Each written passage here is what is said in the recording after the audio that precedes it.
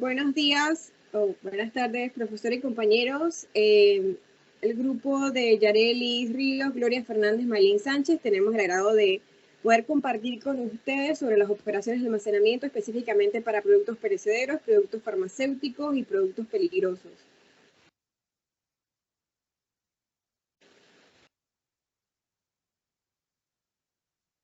Como introducción tenemos que las operaciones de almacenamiento, nos referimos específicamente el almacenamiento y distribución son muy importantes en todos los sistemas de entrega para garantizar la disponibilidad oportuna sin comprometer la calidad y el servicio de los productos que vamos a ofrecer. El proceso de conservación tiene una importancia decisiva para la protección del producto. No basta con encontrar un lugar para almacenar, sino también utilizar el sistema organizado que le permita conocer el tipo, cantidad y ubicación de los insumos disponibles, los stock existentes en un lugar determinado, esperando así que las existencias cubran las necesidades principalmente para todos los consumidores, para todos nuestros clientes final. Siguiente, por favor. Como le mencionamos anteriormente, nuestro contenido está basado principalmente en productos perecederos, productos farmacéuticos y productos peligrosos. Siguiente. Vamos a iniciar conociendo un poco más sobre lo que son los productos perecederos, que son todos aquellos productos que debido a su composición y sus características biológicas pueden sufrir alteraciones durante el proceso de almacenaje y distribución. Estas peculiaridades exigen a las empresas unas condiciones especiales durante toda la cadena de suministro, es decir, desde el almacenaje hasta la entrega final al consumidor. Siguiente, por favor. También podemos mencionar qué condiciones debe cumplir un almacén de productos perecederos. En la actualidad existe una gran normativa por parte de los países de la Unión Europea para realizar un seguimiento, medir y también poder controlar las cadenas de suministro de productos perecederos debido a que estos productos representan un alto consumo a nivel global. Esto es de suma importancia y estos controles de calidad son de mucha importancia porque son productos que pueden afectar directamente la salud de todos los consumidores. Siguiente, por favor.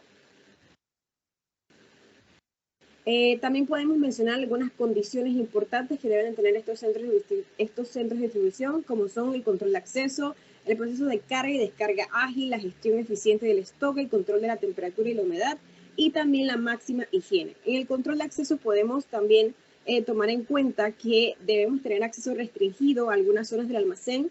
Esto será fundamental para salvaguardar el estado de la mercancía en sí. Los procesos de carga y descarga ágil, estos son artículos perecederos, como mencionamos anteriormente, son productos que biológicamente también son muy especiales y por esto la manipulación debe ser muy determinante porque los artículos deben tener el menor tiempo posible en condiciones que no sean las adecuadas. Que esto puede pasar en el momento de carga y descarga dentro del almacenamiento que va a requerir ese producto perecedero. La gestión eficiente del stock, esto se trata de uno de los puntos más importantes para los almacenes, son artículos perecibles. Llevar a cabo una correcta rotación del producto supondrá un gran ahorro en costes y evitará la pérdida o el deterioro de los productos. El control de temperatura y humedad. Cada producto requiere unas condiciones de temperatura y humedad muy específicas para mantener sus propiedades originales. Máxima higiene, aquí principalmente es el control de la higiene que debe ser exhaustivo y debe estar basado en estrictas normativas, esencialmente internacionales también. Siguiente, por favor. Debemos también cumplir con los siguientes requisitos para garantizar un estricto control de higiene y salubridad. El sistema de control de acceso debe ser riguroso. El control de la atmósfera, especialmente en humedad y temperatura, no se requieren las mismas condiciones para todos los productos. Por ejemplo, en frutas y verduras requieren de un almacén frío en cierto grado de humedad. Sin embargo, algunos ejemplos como las flores requieren el mismo nivel de humedad, pero una temperatura con más calidad. Igualmente existe una gran cantidad de productos perecederos que solo pueden conservarse adecuadamente en una atmósfera seca y cálida. También se deben cumplir, por ejemplo, con sus almacenes bajo condiciones especiales de acceso y atmósfera. También las zonas de espera para estos productos que deben ser eliminados, ya que biológicamente estos productos pueden alterarse también al momento de ya sea la merma o lo que el producto que se va a desechar, también se debe manipular de una manera adecuada. Siguiente, por favor. Continúa mi compañera con los productos farmacéuticos. Gloria, adelante. Sí, gracias, compañera. Y continuando, vamos entonces a hablar sobre los productos farmacéuticos, ¿verdad? De lo que es el almacenamiento principalmente, sabiendo que es un proceso muy técnico y con una organización ante todo, de colocación de medicamentos y dispositivos médicos en almacén o una farmacia, de acuerdo, utilizando ante todo muy buenas prácticas, ¿verdad? De almacenamiento. O sea que tiene que asegurar la calidad y la seguridad hasta su distribución o uso. Es importante hablar allí que las buenas prácticas, ¿verdad? Se tiene que establecer tanto en la distribución y la dispensación de los mismos para garantizar condiciones ambientales, ¿verdad? A temperatura, una buena temperatura, por la humedad, la luz y también mantener la estabilidad y las características del producto ante todo. Todo esto amparado por la ley. Pero hay muy importante mencionar los factores que hay que tener en cuenta al momento de almacenar los medicamentos, o sea que cualquier dispositivo médico también, hay que tener en cuenta todo esto: el aire, la humedad, la naturaleza del envase, la presión, la temperatura ante todo. Y es muy importante entonces aquí hablar también de lo que es parte de la trazabilidad en el proceso. La trazabilidad no es más que nos permite, pues, una herramienta que nos permite ver el tiempo real de las transacciones de los medicamentos y el origen de los mismos. O sea, registrar su historia, su localización, sus traslados a lo largo de toda la cadena de distribución. Con la siguiente, por favor.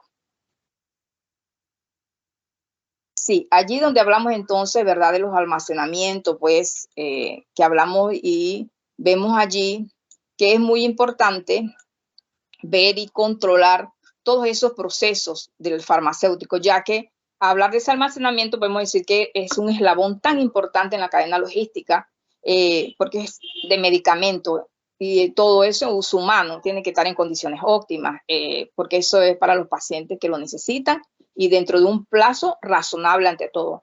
Los productos muchas veces requieren de condiciones especiales de almacenamiento, de transporte, que se debe cumplir, ¿no? Con estrictas normas de seguridad y trazabilidad, o sea, condiciones óptimas. Cuando los medicamentos se van almacenados en diferentes formas, debemos tener en cuenta cuando los vamos a almacenar, si lo vamos a hacer alfabéticamente, por proveedor o por forma farmacéutica, según su clasificación terapéutica. Ante todo eso principalmente. Con la siguiente, por favor. Ok, allí entonces estamos hablando de las características, ¿no? Del requisito que requiere la logística farmacéutica. Ante todo hablamos de la máxima trazabilidad, como les hablé anteriormente. Es muy importante ese requisito, ante todo por la prevención de los riesgos. Es muy importante el control de calidad exigente, la conservación, el transporte biológico en condiciones especiales, la normativa de la industria logística de farmacia. Por lo menos en Panamá existe una política sanitaria nacional. Esa política se actualizó en el 2011, donde indica pues que mediante un código sanitario, la ley del 66 del 10 del 1947, entonces se modificó, se aprueba un código sanitario. O sea, hay que tener acceso, calidad, un uso racional, ¿sí? Principalmente en el uso terapéutico. Y eso trae como consecuencia pues que debemos tener profesionalismo sanitario y porque eso va para consumidores, para personas humanas. Adelante con la siguiente. Bueno, allí tenemos entonces un ejemplo donde hablamos de la adquisición de los medicamentos de la Caja de Seguro Social. Allí vemos una imagen donde es importante pues resaltar los últimos casi años históricos de la adquisición de los medicamentos. Ahí nos habla de renglones adquiridos, o sea, ahí dice el número de renglones, nos dice en el 2017 619, pero solamente llegaron renglones a Panamá 512 en ese año. En el 2018 621 se pidieron, solamente llegaron 507 y así sucesivamente los años 2019, 2020 y 2021. Indica con esto que los renglones adquiridos son los medicamentos importantes que se piden. Por ejemplo, los medicamentos antihipertensivos, lo que es la presión, los antibióticos, o sea, cada renglón tiene un nombre dependiendo del medicamento que se va a solicitar. Ahí también está el número de atención médica que se dio, el presupuesto asignado, ahí se habla de millones por cada año, el presupuesto de vengado, y así sucesivamente. Eso nos indica, pues, LON, que es la lista oficial de medicamentos. Eso es lo que se ha hecho en los últimos años, históricamente, los medicamentos de la Caja del Seguro. Con la siguiente. Ok, allí entonces nos vamos a la parte de lo que pasa realmente aquí en Panamá, en la Caja del Seguro Social, donde podemos decir, pues, que es importante resaltar allí lo que son las etapas de los puntos críticos, como son los nudos críticos. O sea, tenemos factores internos y los factores externos. O sea, en los factores internos podemos decir la falta de herramientas informáticas que permita generar inventarios actualizados. Y también tenemos los factores externos, o sea, el incumplimiento de entrega y la renuncia del renglón. Como yo les expliqué, los renglones es lo que se pide de cada producto. También podemos hablar otros nudos críticos que hacen mucho hincapié, es la baja rotación del medicamento. También los inventarios no reales, no entrega oportuno de los informes de recepción, la entrega de la solicitud de la UE, que significa la Unión Europea, que es la que garantiza la evaluación científica, la supervisión ante todo y el seguimiento de la seguridad de los medicamentos en el uso humano. Con la siguiente, por favor.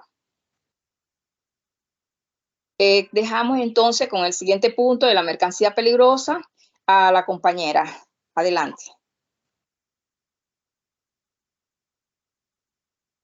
Ok, mercancías peligrosas. En el mundo de la logística, nadie puede aceptar transportar una mercancía peligrosa que no esté correctamente embalada, clasificada, etiquetada, certificada y rotulada. Uno de los objetivos en cuanto a la seguridad de la mercancía es poder velar por la seguridad de la población y el medio ambiente ante todos los riesgos derivados del transporte y del manejo de materiales peligrosos para así poder evitar a futuros grandes accidentes. En definición, la mercancía peligrosa no es más que todo elemento sólido, líquido y gaseoso que durante o en alguna de sus etapas, ya sea de su uso, fabricación, transporte, almacenamiento y disposición final, va a desprender o a generar de forma natural polvos, gases, vapores y fibras de manera corrosiva, reactiva.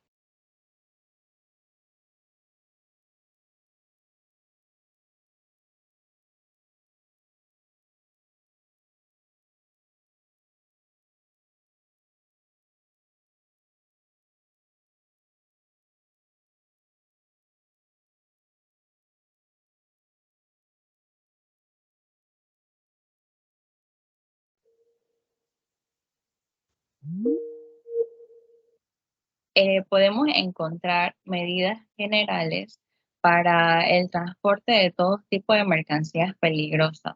Debemos tener en cuenta que todos los vehículos que transportan este tipo de mercancías peligrosas tienen que llevar bien visibles dos paneles rectangulares que se ven en la imagen de color naranja con bordes y números negros, y debe tener también retroreflectantes visibles, y esto se debe colocar en la parte delantera y trasera del vehículo. También que debe tener su etiquetado correcto. El transportista debe estar informado de las condiciones de seguridad que debe implementar y de cómo proceder ante un caso de accidente. Y el vehículo que transporta este tipo de mercancía tiene que haber pasado por todas las inspecciones obligatorias. También encontramos el libro naranja, que esto es un documento elaborado por un comité de expertos de la ONU que clasifican las mercancías peligrosas según el riesgo que presentan. Esto se divide en 9 clases o 9 grupos. Otra de lo que contiene este libro naranja es que tiene las disposiciones relativas de operaciones de transporte, también que contiene la lista de mercancías peligrosas y también el procedimiento que se realiza para su expedición. Dentro de las clases que podemos encontrar está la clase 1, que estos son los explosivos, en donde estos se encuentran todas aquellas mercancías que por su peculiaridad pueden explotar y también provocar un incendio. Estos productos son sumamente sensibles a pequeños estímulos como ya sea fuente de calor, los movimientos, rozamientos y golpes que se le pueden dar a la mercancía. Un ejemplo de esto serían las municiones, los fuegos artificiales, también los cohetes. Esta clase se puede dividir en sustancias, en 1.1, que son las sustancias y objetos que representan un riesgo de explosión en masa, como por ejemplo las dinamitas, también en 1.2, que son sustancias y objetos que representan un riesgo de proyección sin riesgo en explosión en masa, como la mecha detonante. El 1.3 en sustancias y objetos que representan un riesgo de incendio y un riesgo menor de explosión, como las bengalas aéreas. El 1.4 son las sustancias y objetos que no representan riesgos apreciables, como las mechas. En el 1.5 están las sustancias muy insensibles que representan un riesgo de explosión en masa, como los explosivos para voladura. Y la 1.6 están los objetos sumamente insensibles que no representan un riesgo de explosión en masa. También podemos encontrar los gases en la clase 2, que estas son sustancias químicas que no tienen forma ni volumen constante y tienden a llenar el recipiente que contiene. Este se divide en tres, que son los gases inflamables, los gases no inflamables y los gases tóxicos. También podemos encontrar la clase 4, que son los líquidos inflamables, que estos son mezcla de líquidos o líquidos que contienen sustancias sólidas en una solución y que desprenden vapores inflamables. ¿Cómo se llega a reconocer este tipo de imagen? Bueno, este tipo de imagen la reconocemos porque tiene forma de un rombo en forma de color rojo, con un pictograma en forma de llama, ya puede ser blanco o negro en la parte superior, y en el ángulo inferior va a tener el número 3, ya que es una clase 3, con el color blanco o negro. También podemos encontrar la clase 4, que son sólidos inflamables, que estas son sustancias que representan un riesgo de combustión espontánea y sustancias que al tener contacto con el agua van a desprender gases inflamables. Esta clase se va a dividir en tres también, como están los sólidos inflamables, que son sustancias de reacción espontánea, y sólidos explosivos insensibilizados, como por ejemplo el azufre y el hierro en polvo.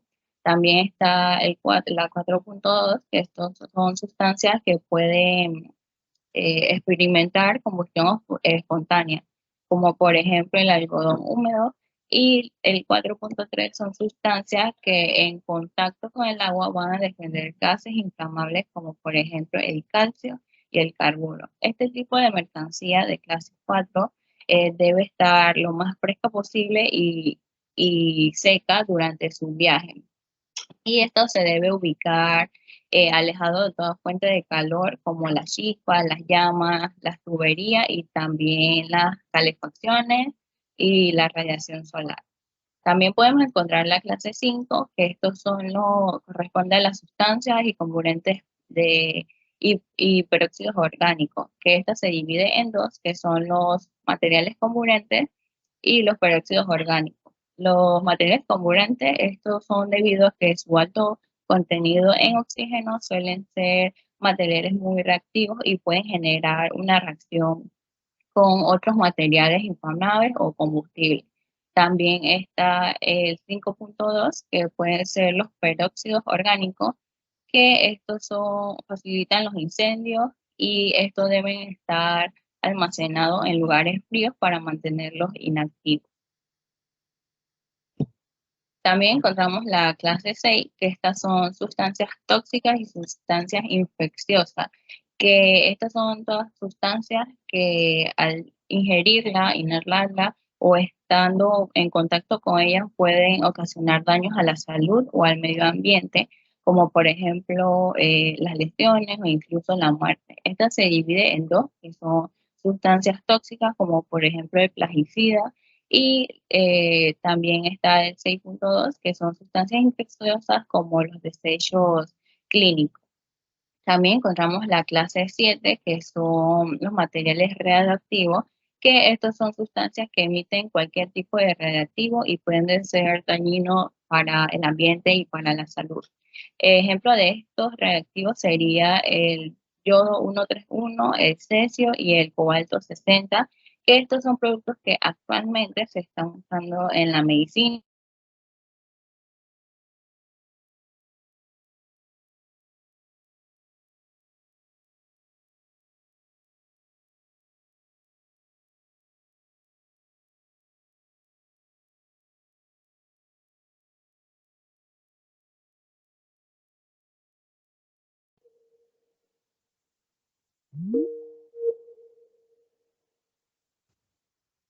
También encontramos la clase 8, que estas son sustancias corrosivas, que entre las más comunes tenemos el sulfúrico, el hidróxido de amonio y el clorhídrico. Y están las clases 9, que son sustancias y objetos peligrosos, que según las Naciones Unidas son todas aquellas que no entran en las otras clases, pero de igual manera tienen algún tipo de riesgo, incluyendo los materiales modificados genéticamente. Un ejemplo de esto sería las soluciones adhesivas. También podemos encontrar los kits de emergencias para el transporte de materiales o residuos peligrosos para el transportista. Ante cualquier eventualidad, derrame o cualquier tipo de accidente, una empresa de transporte autorizada para transportar este tipo de mercancía debe llevar siempre su kit de emergencia. Ejemplo de estos kits de emergencia sería llevar casco de seguridad, respiradores simples, particulares, botas, guantes, también chaleco de seguridad. También debe tener una pala, un kit antiderrame y bolsas para los residuos. Dentro de las afectaciones a la salud, tenemos que si llegamos a inhalar o tenemos contacto con los materiales peligrosos, pueden ocasionar quemaduras o también irritaciones en la piel y en el ojo, en cualquier tipo de parte del cuerpo. También que si hay algún tipo de accidente con este tipo de mercancía y produce fuego, esto podría producir gases irritantes o tóxicos. Y si el personal llega a inhalar los vapores, perdón, que genere este tipo de mercancía, podría ocasionar mareos y sofocación. Por eso debemos tener un transporte seguro, como tener conocimientos de las normativas asociadas. También tenemos que tener una buena planeación de ruta y tener todos los documentos en orden. Realizar capacitaciones del personal, ya sea operativo, administrativo y para el transportista, conocer las diferentes rutas que fueron planeadas para llevar la mercancía, saber su hora de salida y el origen de la mercancía. También contar con una lista de teléfonos en caso de alguna emergencia y tener el certificado de SISCO, que esto es el sistema de información de conductores que transporta mercancías peligrosas. También existen algunos reglamentos establecidos para cada medio de transporte, que por aire tenemos la regulación IATA, que esta es la Asociación Internacional de Transporte Aéreo. También está el ICAO, que esta es la Organización de Aviación Civil Internacional. Para el transporte marítimo tenemos el IMO, que es el Código Marítimo Internacional de Mercancías Peligrosas. Y para transporte por carretera, esto va regulado por cada país. Un ejemplo de esto sería en Europa, que está el acuerdo ADR, que es el acuerdo europeo sobre el transporte internacional de las mercancías peligrosas por medio de las carreteras. Y bueno, aquí les presentaré un pequeño video que trata sobre cómo se debe almacenar los lubricantes.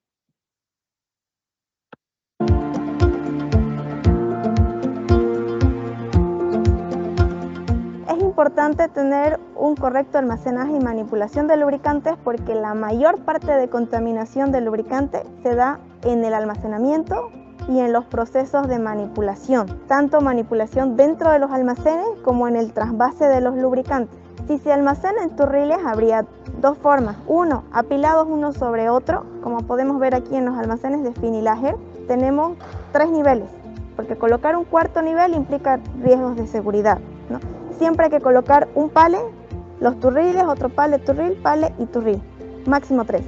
En el caso de almacenar en anaqueles, va a depender mucho de la capacidad que tenga del anaquel. Todos los lubricantes tienen que estar completamente cerrados en el almacén y sellados. Lo mismo va para los bidones. Los bidones tienen que ser almacenados en anaqueles y se recomienda agruparlos por tipo de lubricante, es decir, en una zona lubricantes hidráulicos, en la otra zona lubricantes para turbinas, en otra zona lubricantes para motores, en otra parte el tema de las grasas también en base a su tipo de espesante. Existen herramientas totalmente herméticas para evitar el contacto del lubricante en el momento del trasvase, ¿no? Y el tema de la temperatura también es un factor muy importante. En Oriente las temperaturas son muy altas. Al incrementar la temperatura, la viscosidad del lubricante también incrementa. Y lo ideal es tratar de mantener la viscosidad del lubricante en su valor nominal. En Occidente ya también el tema son las temperaturas muy bajas. Por eso se recomienda acondicionar una sala de lubricante a 20 grados centígrados. Tiene que tener iluminación a prueba de incendio, preferentemente pisos antideslizantes o antiderrapantes, porque ante el tema de un derrame, para evitar accidentes personales. Aparte, tiene que haber kit antiderrame, aparte de tener, en el caso de los turriles y los bidones de aceite, bandejas de contención. Igual se tienen que calcular y medir en base a la capacidad que tiene que contener.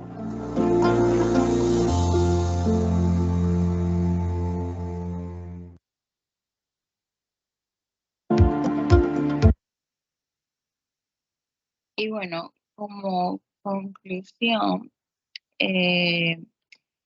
para nosotros es fundamental, como logístico, tener una gestión eficiente para así poder garantizar la calidad de los productos y evitar su deterioro de la mercancía. La correcta rotación de stock, el control de temperatura y humedad es un punto muy esencial a tomar en cuenta para las condiciones en nuestro país. En la actualidad existen muchas medidas o parámetros que debemos tener en cuenta para la mercancía peligrosa.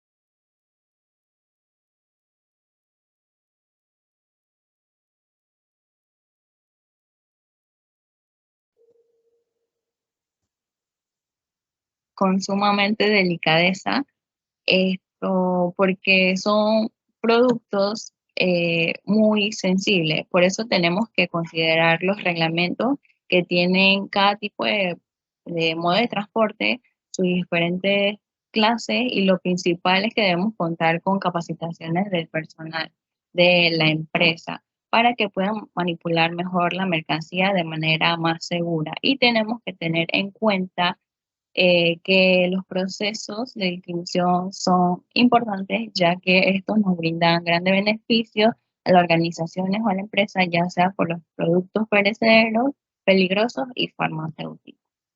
Bueno, espero le haya gustado nuestra exposición y disculpen por los inconvenientes porque en verdad teníamos problemas con el internet. Gracias.